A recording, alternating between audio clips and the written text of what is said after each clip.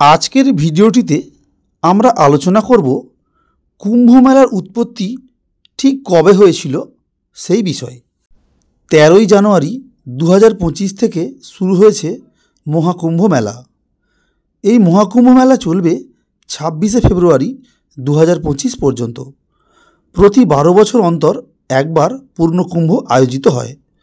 আবার 12টি পূর্ণকুম্ভের পর আয়োজিত হয় পূর্ণ মহাকুম্ভ, অর্থাৎ 144 বছরে একবার পূর্ণ মহাকুম্ভের আসর বসে। বহু বছরের সুপ্রাচীন কুম্ভ মেলার ইতিহাস।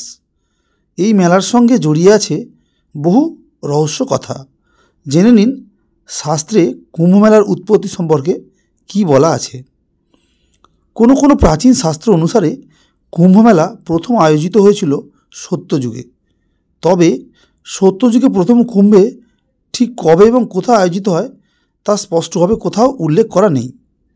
সমুদ্র মন্থনের পর থেকেই কুম্ভমেলা আয়োজিত হয় বলে প্রচলিত বিশ্বাস।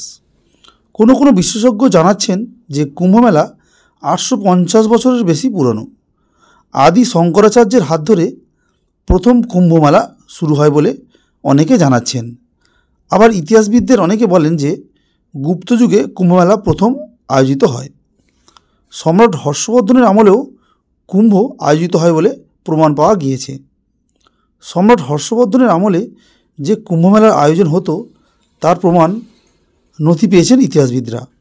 প্রখ্যাত চীনা পর্যটক হিউয়েন সাং তার ভারত সফর সম্পর্কিত গ্রন্থে কুম্ভমেলার কথা উল্লেখ করেছেন।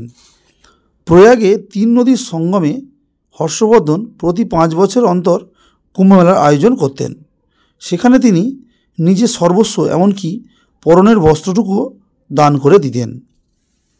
কুম্ভ মেলা সম্পর্কিত আরও তথ্য জানার জন্য চ্যানেলটিকে সাবস্ক্রাইব করবেন এবং ভিডিওটিতে লাইক, শেয়ার এবং কমেন্টস করবেন। ধন্যবাদ।